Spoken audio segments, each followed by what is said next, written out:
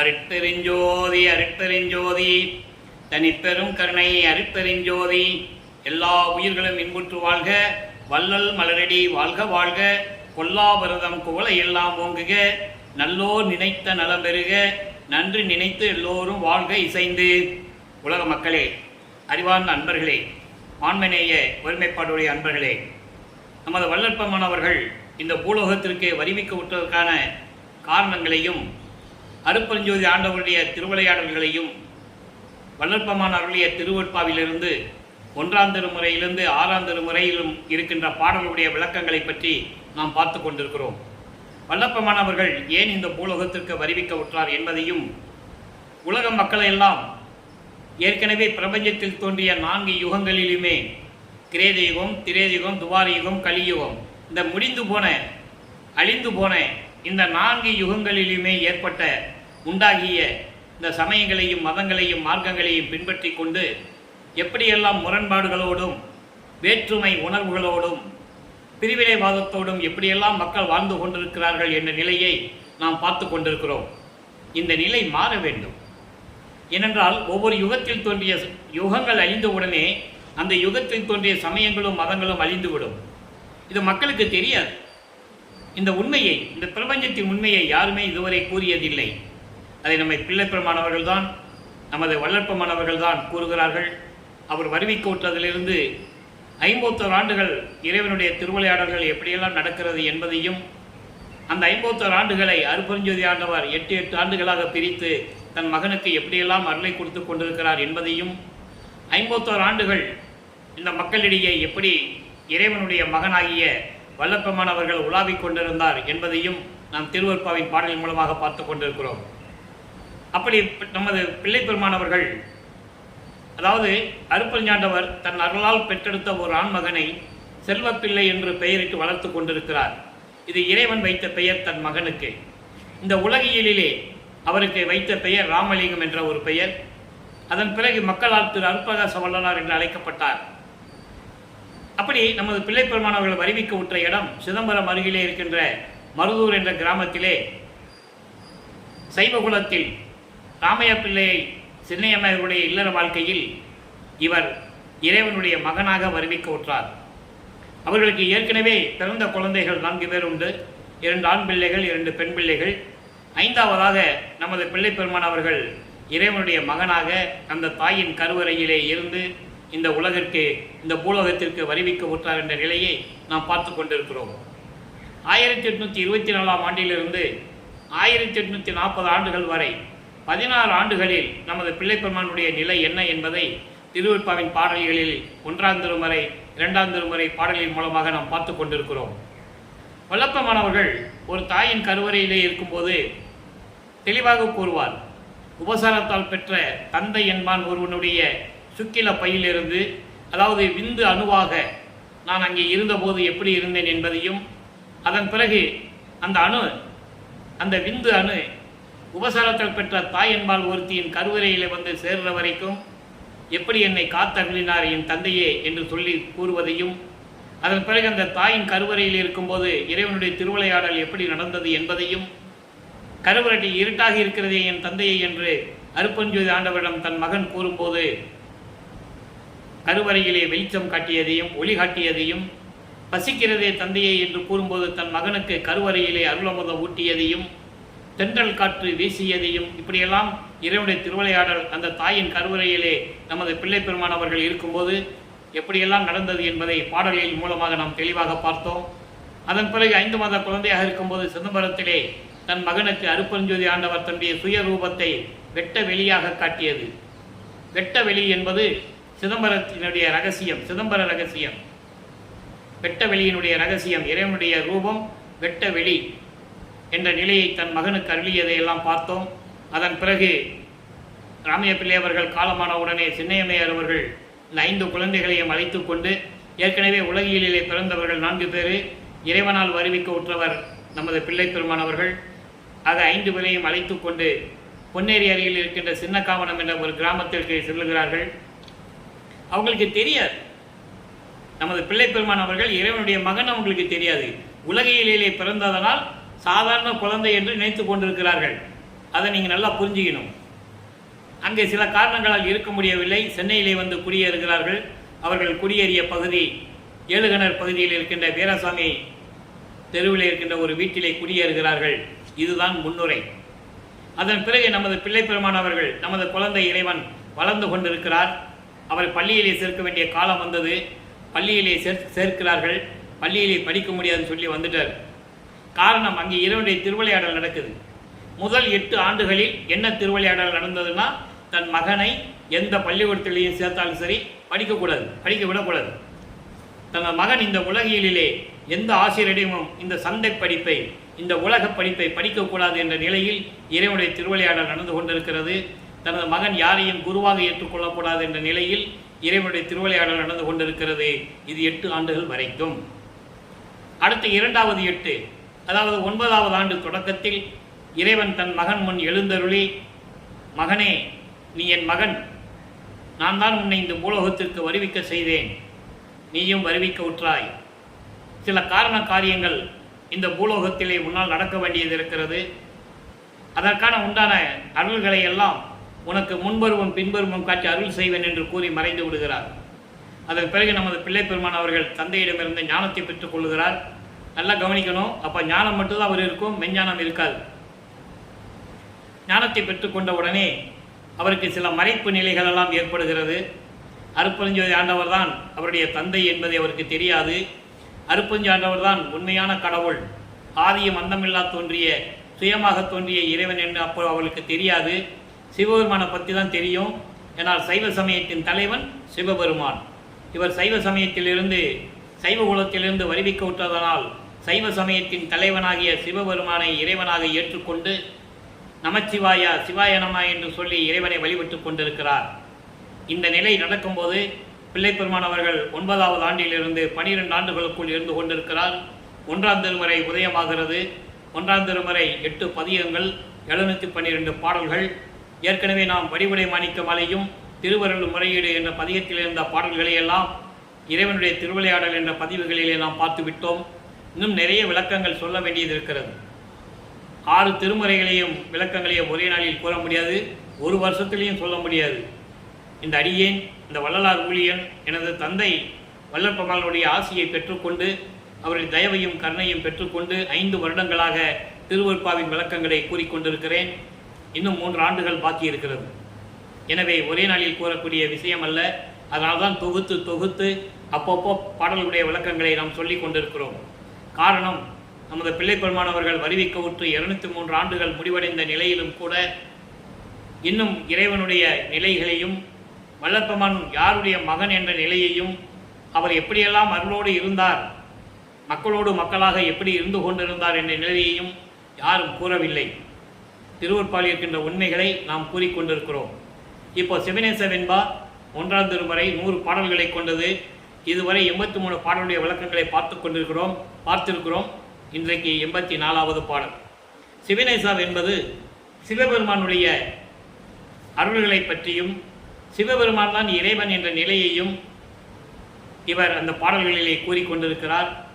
என்னை இந்த பூலோகத்திற்கு ஒரு தாயின் வழியாக வருவிக்க செய்துவிட்டு எனக்கு அருள் கொடுக்காமல் இப்படியெல்லாம் என்னை அலைய வைக்கிறாயே, என் மனம் எவ்வளவு வேதனைப்படுகிறது என்ற நிலையை கூறுவதுதான் சிவநேச வெண்பா. பாடலை நல்லா கவனிங்க. கொன்ன அஞ்சேந்தன் பிழையை, கொன்னன் அஞ்சேந்தன் பிழையை கூர்ந்து உற்று நான் நினைக்கில் என் நெஞ்சே என்னை எரிக்கும் கான், மண்ணும் சீர் எந்தாய் நீன் சித்தத்திற்கு ஏதாமோ நான் அறியேன், சிந்தாப்புலன் என் செய்வேன். இது பாடல். இந்த பாடலுடைய விளக்கம் பாருங்க. கொன்ன அஞ்சேந்தன் பிழையை என்பது, அதாவது கொலை செய்வதற்கு கூட கண்டு பயப்படாமல் இருக்கின்ற என்னை, அந்த நிலையை, ஏன்னா ஏன் இதை சொல்றாருன்னா, அப்போ இந்த கொலைகளுடைய கொடுமை பற்றி அவருக்கு தெரியாது. சுத்த சன்மார்க்கம் அவர் வாங்கின பிறகுதான் கொலை, ஒரு உயிரை கொலை செய்தாலுடைய அந்த உயிர் எப்படியெல்லாம் துடிக்கும் என்பதை கூறுவார். கொலை செய்தவர்கள் கண்டு பயப்படுவதனுடைய என்னுடைய குற்றத்தை, ஒருத்தன் கொலை செய்கிறான், ஒரு உயிரை ஒரு கோழி அறுக்கிறதோ, ஒரு ஆட்டை வெட்டுறதோ, மாட்டை வெட்டுறதோ ஒருத்தர் செஞ்சுக்கிட்டு இருக்கும்போது அதை கண்டு பயப்படாமல் இருக்கின்ற நான், அப்போ என் மனம் இறங்கவில்லை என்று கூறுகிறார். அப்போ அப்படி இருக்கின்ற நான் என்னை பற்றி நானே நினைக்கும் போது, இப்படி உயிர்களை கொலை செய்து துன்புறுத்துவர்களை பார்த்து நான் பயப்படாமல் இருந்தாலும் கூட அதை எதிர்த்து என்னால் சொல்ல முடியவில்லை. அப்படி இருக்கின்ற காலகட்டத்தில் இருக்கின்ற நான் என்னை நினைக்கும் போது என் மனமே என்னை எரித்து விடும் போல் இருக்கிறது. அவருடைய நிலையை கூறுகிறார் சிவபெருமானிடம். அப்போ இந்த நிலையை என்னை எரிக்கும் கான், இதெல்லாம் நான் என்னை நினைக்கும் போது எனக்கே வெக்கமா இருக்கு, எனக்கே ஒரு மாதிரி இருக்கு. என் மனம் என்னையே எரிச்சிடும் போல் இருக்குது. அப்படி இருக்கும்போது மண்ணும் சீர் எந்தாய், அழியாத புகழுடைய அருள் வல்லமை படைத்த என் தாய் போன்று விளங்கிக் கொண்டிருக்கின்ற என் இறைவனே, உன்னுடைய உள்ளம் எப்படி இருக்குமோ எனக்கு தெரியலையே.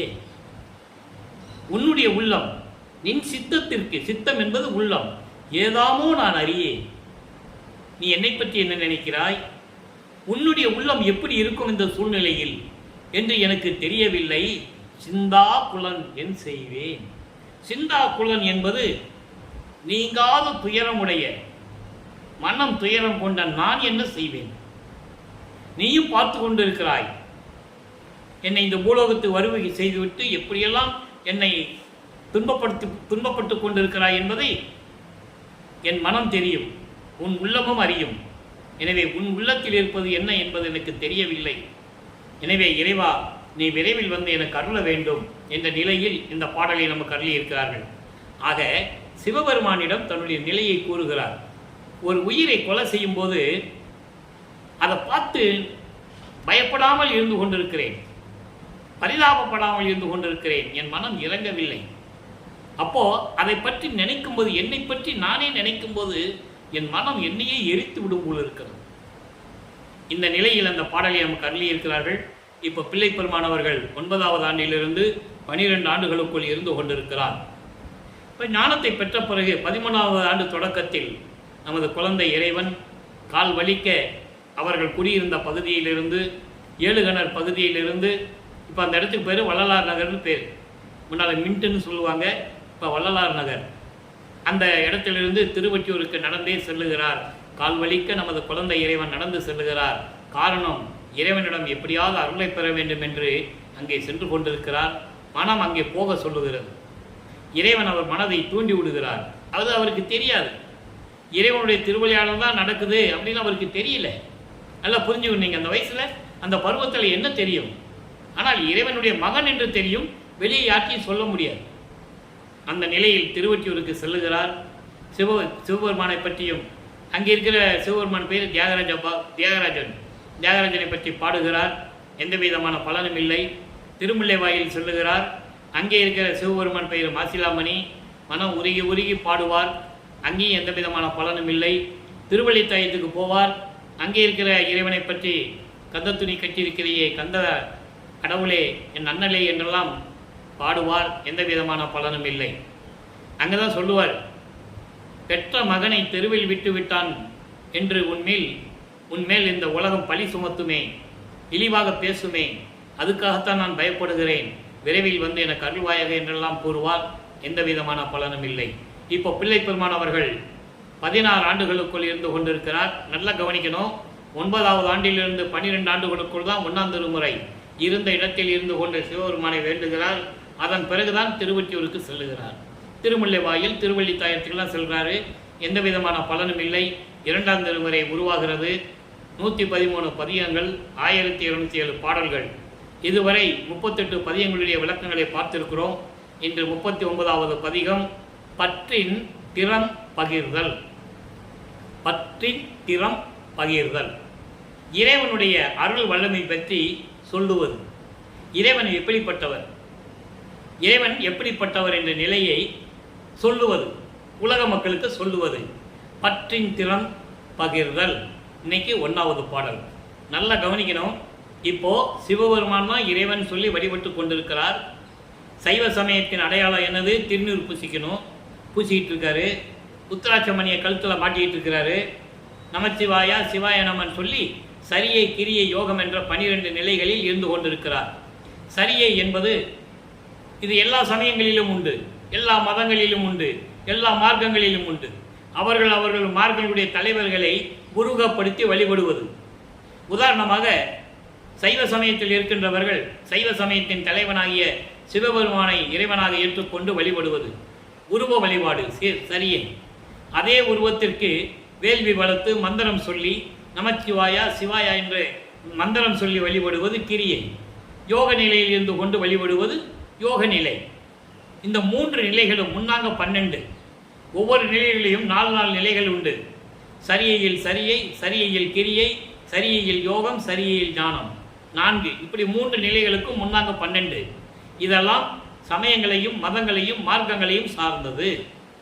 அதே போல வைஷ்ணவ சமயத்தை சேர்ந்தவர்கள் திருமாலை உருவப்படுத்தி வழிபடுவார்கள். கௌபார சமயத்தை சேர்ந்தவர்கள் முருகனை வழிபடுவார்கள். காணாபத்திய சமயத்தை சேர்ந்த விநாயகனை வழிபடுவார்கள். இப்படி ஒவ்வொரு சமயங்களுக்கும் ஒரு தலைவன் உண்டு, ஒவ்வொரு மதத்துக்கும் தலைவன் உண்டு, ஒவ்வொரு மார்க்கத்துக்கும் தலைவன் உண்டு. இந்த நிலை மாற வேண்டும். இறைவன் இந்த பிரபஞ்சத்தில் இறைவன் படைத்தது ஒரே இறைவன் தான். அவர்தான் அருட்பெருஞ்சோதி ஆண்டவர் என்ற நிலையை இந்த உலக மக்களுக்கு இதுவரை யாரும் கூறியதில்லை. வல்லப்பமான ஒருவர் தான் அதை கூறி மக்களிடம் எடுத்து சொல்லி உலக மக்களையெல்லாம் சுத்த சன்மார்க்கத்தில் சேர்க்க வேண்டும் என்பதற்காகத்தான் இந்த பூலோகத்திற்கு அருட்பெருஞ்சோதி ஆண்டவருடைய மகனாக வருவிக்க உற்றார். அதற்கான ஆதாரங்கள் திருவருட்பாவிலே நிறைய உண்டு. ஒரே ஒரு உதாரணம் மட்டும் சொல்ல கடமைப்பட்டிருக்கிறேன். அருட்பெருஞ்சோதி அகவலிலே கூறுவார், ஆன்ற சன்மார்க்கம் அறிபெற என்னைத்தான் ஈன்று அன்றரை. நல்லா கவனிக்கணும். அவர் பிரமனால் படைக்கப்பட்டவர் அல்ல, திருமலால் காக்கப்பட்டவர் அல்ல. இதை அருட்பெருஞ்சோதி ஆண்டவர் நேரடியாக அவருடைய மகனாகவே வருவிக்க உற்றவர். ஆன்ற சன்மார்க்கம் அணிபெற என்னைத்தான் ஈன்று என்னை இந்த பூலோகத்திற்கு நீ பெற்றெடுத்து இந்த பூலோகத்திற்கு எனக்கு அனுப்பி வைத்தவர் என்று கூறுகிறார். அமுதளித்த இனிய நற்றாயே என்று கூறுவார். ஆக இந்த நிலையில் இருக்கும்போது அவருக்கு இப்போ தெரியாது. 33 ஆண்டுகள் வரைக்கும் அவருக்கு தெரியாது. சமயங்களை சார்ந்து கொண்டிருக்கிறார், சைவ சமயத்தை சார்ந்து கொண்டிருக்கிறார். இப்போ 2ஆம் திருமுறையிலே 39வது பதியத்திலே இன்றைக்கு 1வது பாடல். நல்லா கவனிக்கணும். இந்த பாடலுக்கு ஏற்றபடி சுத்த சன்மார்க்கத்தை பெற்ற பிறகு 6ஆம் திருமுறையிலே பாடல் எப்படி இருக்கிறது என்பதை பார்க்க போகிறோம். நல்லா கவனிச்சுட்டு வாங்க. இப்போ சிவபெருமானை கூறுகிறார். வானரை வானரை விடையூர் வரதனை ஒற்றி வானரை மலிகடல் விடமாம் ஊனனை அடியே முள்ளந்தன்னை எல்லாம் உடையனை உள்கி நின்று ஏத்தா வீணரை மடமை விழலரை மரட்ட வேடரை மூடரை நெஞ்ச கோணரை முரட்டு குறும்பரை கண்டால் பூசுவ விழியே. அதாவது இறைவனுடைய நிலையை எப்படி சொல்லுகிறார் என்றால் கண்களை பற்றி கூறுகிறார். கண்களே, இப்படிப்பட்ட இறைவனை பார்க்காதவர்கள், இப்படிப்பட்ட இறைவனை வணங்காதவர்கள் யார் யார் என்று இந்த பாடலிலே கூறுகிறார். இவர்களையெல்லாம் பார்க்கும்போது நீ அவர்களை பார்ப்பதற்கு வெட்கப்பட வேண்டும் என்று கூறுகிறார். நல்லா புரிஞ்சுக்கணும். கண்களை இப்படிப்பட்டவர்களை, இப்படிப்பட்ட இறைவனை வணங்காதவர்களை நீ பார்க்கும்போது வெட்கப்பட வேண்டும், அவர்களை பார்க்காதே என்று கூறுகிறார். அப்போ வானரை என்பது அருள் வல்லமை படைத்த இறைவனை, விடையூர் வரதனை திருவிடையூரில் இருக்கின்ற இறைவனை, ஒற்றை வானரை திருவொற்றியூரில் இருக்கின்ற இறைவனை,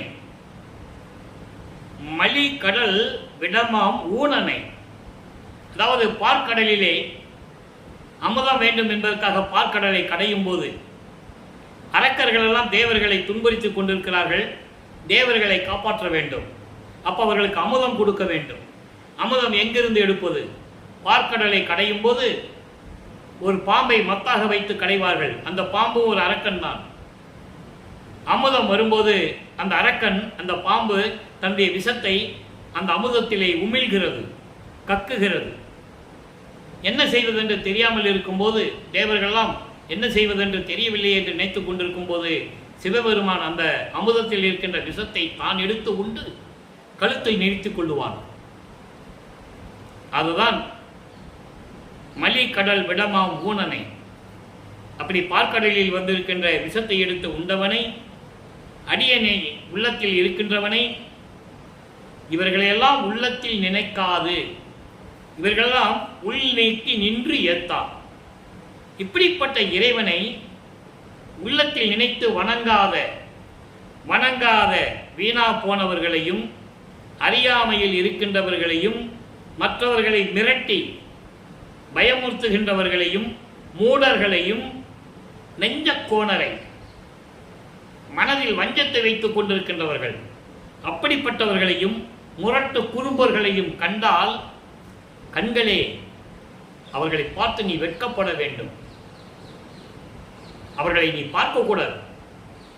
இப்படிப்பட்ட இறைவனை, எப்படிப்பட்ட இறைவன்? பிரபஞ்சத்தை இயக்கிக் கொண்டிருக்கின்ற இறைவன். நல்லா கவனிக்கணும். இப்ப சிவபெருமான் தான் இறைவன் சொல்லிட்டு இருக்காரு. அதாவது இந்த நிலை இப்பவும் தொடர்ந்து கொண்டிருக்கிறது. வல்லப்பவனை பற்றி பேசும்போது இந்த நிலையை எடுத்து சொல்லிக் கொண்டிருக்கிறார்கள். அவரும் சிவபெருமான வழிபட்டவர் தான், திண்ணூர் பூசிக்கிட்டு இருந்தவர் தான், அதனால சுத்த சன்மார்க்கத்தில் இருந்தாலும் பரவாயில்லை அப்படின்லாம் சொல்லிட்டு இருக்காங்க. அப்படி அல்ல, அது சைவ சமயத்தை சேர்ந்ததனால் அப்படி சொல்லிட்டு இருக்காரு. சுத்த சன்மார்க்கத்துக்கு வரும்போது சிவபெருமானே இல்லைன்றவர். நமச்சிவாய சிவாய நம்மெல்லாம் பயனற்றது என்று சொல்லுவார். அதற்கான ஆதாரங்கள் திருவருட்பாவில உண்டு. 1ஆம் திருமுறையிலிருந்து 4ஆம் திருமுறை வரைக்கும் இந்த நிலைகள். அப்ப அவருக்கு தெரியாது, மறைப்பு நிலையில் இருக்கிறார். எனக்கு அப்ப அற்பறிவாக இருந்தது என்று கூறுவார். எனக்கு அறிவில்லை, அதனால் நான் சொல்லிட்டேன்னு சொல்லுவார். அதனுடைய நிலை என்னன்னா மறைப்பு நிலை. அப்போ சுத்த சன்மார்க்கம் எனக்கு தெரியாது, அற்பஞானர் எனக்கு யாருன்னு தெரியாது, ஆனால் என் தந்தை அதில் இருக்க செய்தார்.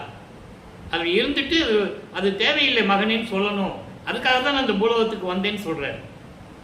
அப்போ இப்படிப்பட்டவர்களை, வீணா போனவர்களை, வீணாக பொழுது கழித்து கொண்டிருப்பவர்களை, மூடர்களை, வேடர்களை, இவங்களையெல்லாம் நீ பார்க்கும்போது கண்களே நீ வெட்கப்பட வேண்டும். அப்படின்னா என்ன அர்த்தம்னா நீ அவங்கள பார்க்கக்கூடாது என்ற நிலையை இந்த பாடலில் நமக்கு அருளி இருக்கிறார்கள். இப்போ நல்லா கவனிக்கணும். 33 ஆண்டுகள் சென்னையில் இருக்கிறார்.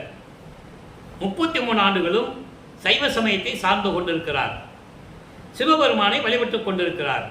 திருநூறும் பூசிக்கொண்டிருக்கிறார். கழுத்திலே உத்திராட்சமணியை மாட்டிக்கொண்டிருக்கிறார். இதெல்லாம் உண்டு, உண்மைதான். ஆனால் அதன் பிறகு சுத்த சன்மார்க்கத்தை பெற்ற பிறகு இது தேவையில்லை என்று கூறுவார். அது சைவ சமயத்தை சார்ந்தது, அது வேறு.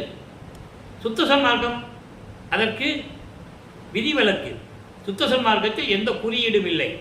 திருநீர் பூசுவது தேவையில்லை, இறைவனுக்கு பூக்கள் போட்டு வணங்கணும்னு அவசியம் இல்லை, புத்து விளக்கு ஏற்றணும்னு அவசியம் இல்லை. ஏன்னா இதே தீபம், இதே ஒளி வடிவில் இருக்கின்ற இறைவன் என்ற நிலையை கூறுவார். அதை நம்ம பார்க்க போறோம். சுத்த சன்மார்க்கத்தை பெற்ற பிறகு சமயத்தில் இருக்கும்போது எப்படி சிவபெருமானை கூறுகிறாரோ, சிவபெருமானை நீங்க சிவபெருமானை வணங்காதவர்கள் நீ பார்க்கக்கூடாது கண்களே அப்படின்னு எப்படி சொல்றாரோ, அதே போல சுத்த சன்மார்க்கத்தை பெற்ற பிறகு 6ஆம் திருமுறை உருவாகிறது. 6ஆம் திருமுறை 150 பதியங்கள், 2552 பாடல்கள். இந்த 5 திருமுறையும் சேர்ந்து 2400 சில்லறை தான் வரும். 6ஆம் திருமுறை மட்டும் 2552 பாடல்கள். காரணம், இந்த 5 திருமுறைகளுக்கும் இருக்கின்ற பாடல்களுக்குரிய விளக்கம் 6ஆம் திருமுறையில் இருக்கிறது. இப்போ சுத்த சன்மார்க்கத்தை பெற்ற பிறகு ஆரம்ப நிலை, அதாவது பதிகம் 39 எப்படி சமயத்தில் இருக்கும்போது ஆரம்ப நிலையில் எப்படி இருந்தார், அதே போல சுத்த சன்மார்க்கத்தை பெற்ற பிறகு அவருடைய நிலை என்ன? பதிகம் 39 உள்ளம் புகுந்த திறம் வியத்தல். அங்கே பற்றின் திறம் பகர்தல். இறைவனுடைய அருள் எப்படிப்பட்டது, எப்படிப்பட்ட இறைவன் என்பதை சொல்லுவது, சிவபெருமானை பற்றி சொல்லுவது. இங்க இறைவன் தன் உள்ளத்தில் புகுந்ததை பற்றி சொல்லுவது. அல்ல, இந்த வித்தியாசத்தை நீங்க புரிஞ்சுக்கணும். அங்க இருக்கும்போது எந்த விதமான அருள் அவருக்கு கிடைக்கல. 33 வருஷம் அவருக்கு எந்த விதமான நிலையும் கிடைக்கல. ஏறா நிலை மீசை ஏற்றி எந்தனக்கே ஆறாறு காட்டிய அருப்பறிஞ்சோதின்னு சொல்லுவாரு. அதுக்கப்புறம் கடத்திய அருப்பறிஞ்சோதின்னு சொல்லுவார். அங்கே எனக்கு எந்த விதமான பலனும் இல்லை என்று சொல்லுவார். பேருபதேசம் செய்யும் போது சுத்த சன்மார்க்க கொடி கட்டி பேருபதேசம் செய்யும் போது மேட்டுக்குப்பம் சித்தி வளாகத்திலே வைத்து கூறுவார். இங்க எப்படி சொல்றாரு, உள்ளம் உள்ளம் புகுந்த திறம்பியத்தல். இறைவன் என் உள்ளத்தில் புகுந்தானே, அதை பற்றி உலக மக்களுக்கு வியந்து சொல்லுதல். நல்லா கவனிக்கணும். ஒன்னாவது பாடல், அங்க இருக்கிற ஒன்னாவது பாடலுக்கு இங்க இருக்கிற ஒன்னாவது பாடல் பாருங்க, அற்புதமான பாடல். பிரபஞ்சத்தில் இந்த உண்மையை யாரும் சொன்னதில்லை. எத்தனையோ கோடி தேவர்கள், வானவர்கள், ரிஷிகள், முனிவர்கள் எல்லாம் தோன்றினார்கள், யாரும் சொன்னதில்லை. இவர் சொல்றார் பாருங்க, அருட்பெருஞ்சாண்டவர் யாரு, அவரை யார் யார் தேடுறாங்க, அப்படி தேடுறவங்களை விட்டுட்டு என்னுடைய உள்ளத்தில் எப்படி வந்தாரு மக்களுக்கு சொல்லணும்ல. சொல்ற, வானிருக்கும் பிரம்மர்களும் நாரணரும் பிறரும் மாதவம் பன்னாட் புரிந்து தேனிருக்கும் மலரனின் மேல் பள்ளிக்கரையினுடைய திருவடி சேர்த்து அருள்க என செப்பி வரிந்திடவும், நான் இருக்கும் குடிசையிலே வலிந்து நுழைந்து எனக்கே நல்ல திருளமதம் நல்கியதன்றியும் என் ஊனிருக்கும் குடிசையிலும் உவந்து நுழைந்து அடியேன் உள்ளமெனும் குடிசையிலும் நுழைந்தனையே. அதாவது விண்ணுலகத்தில் இருக்கின்ற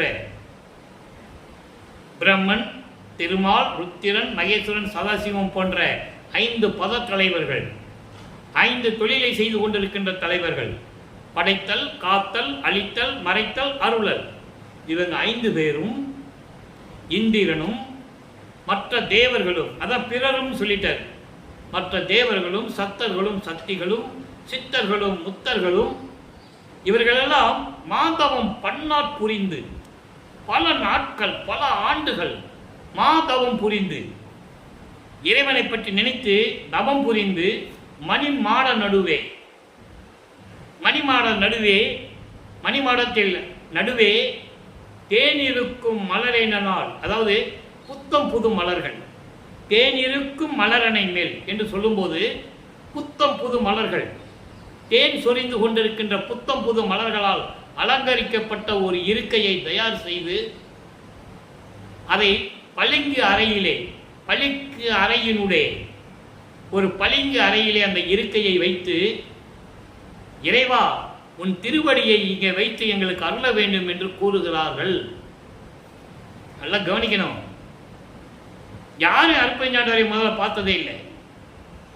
சுத்த சன்மார்க்கம் தன் மகனுக்கு கொடுத்த பிறகுதான் எல்லாருக்கும் காட்சி கொடுக்கிறார் என்ற நிலையை நீங்கள் புரிந்து கொள்ள வேண்டும். இந்த பிரபஞ்சத்தில் அருட்பெருஞ்சாண்டவர் தான் இறைவன், ஆதிய மந்தமில்லா தோன்றிய இறைவன் என்று யாருக்கும் தெரியாது. ஆதி சிவன் என்று சொன்னார்கள். நல்லா புரிஞ்சு, சமயத்தை சேர்ந்தவர்கள், சைவ சமயத்தை சேர்ந்தவர்கள் ஆதி சிவன் என்று சொன்னார்கள்.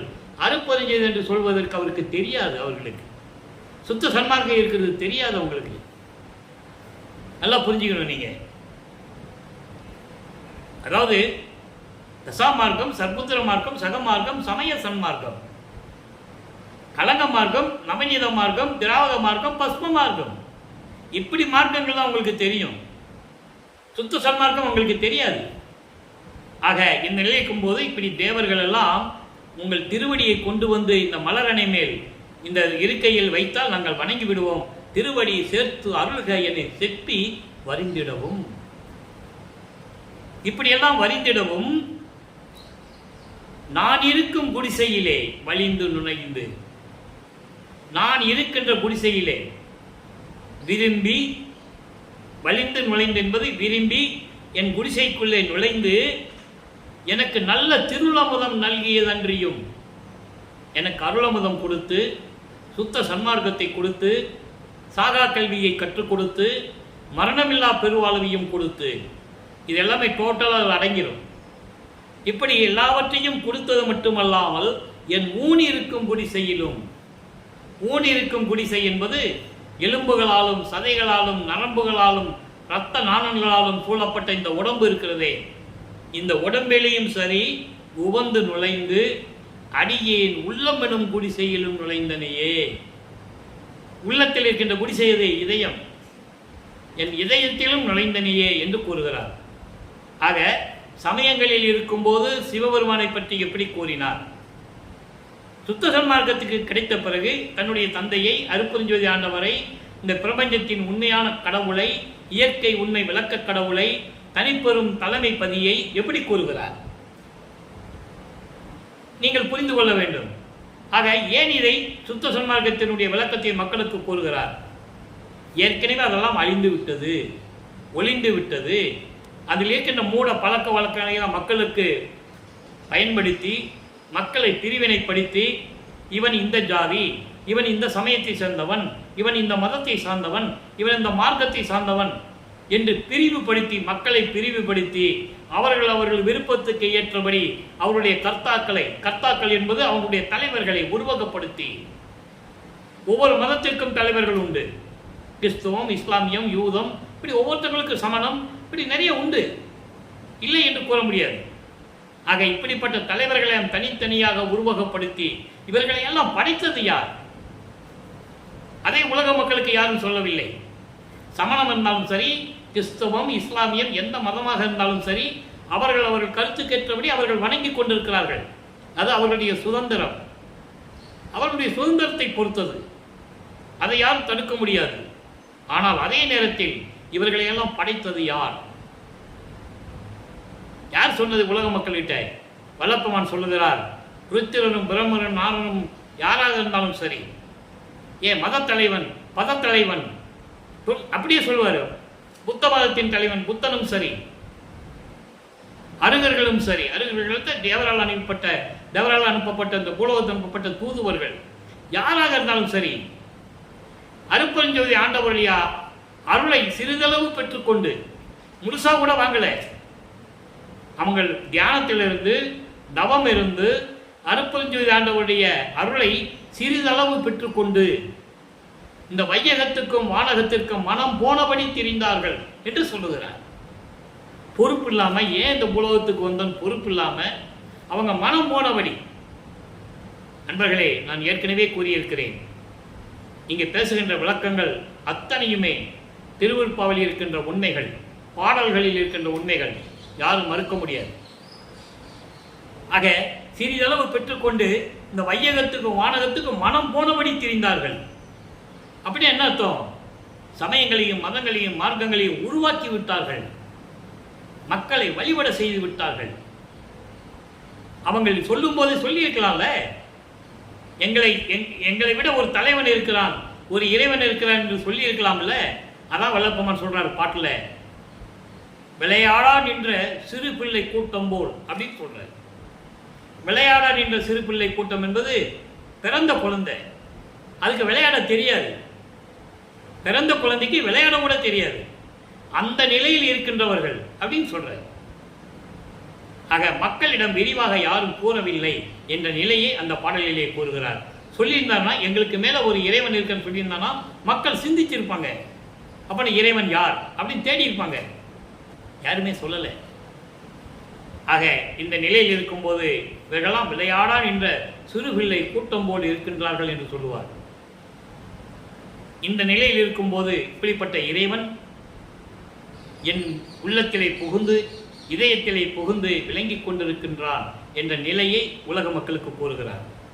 ஆக இவர் சமயத்தில் இருக்கும்போது எந்த நிலை இறைவனுடைய திருவிளையாடல் நடந்தது, சுத்த சன்மார்க்கம் பெற்ற பிறகு திருவிளையாடல் எப்படியெல்லாம் நடந்தது என்ற நிலையை பாடல்களின் மூலமாக நமக்கு தெளிவாக இந்த பிரபஞ்சத்தின் உண்மையை நமக்கு எடுத்து கூறியிருக்கிறார்கள்.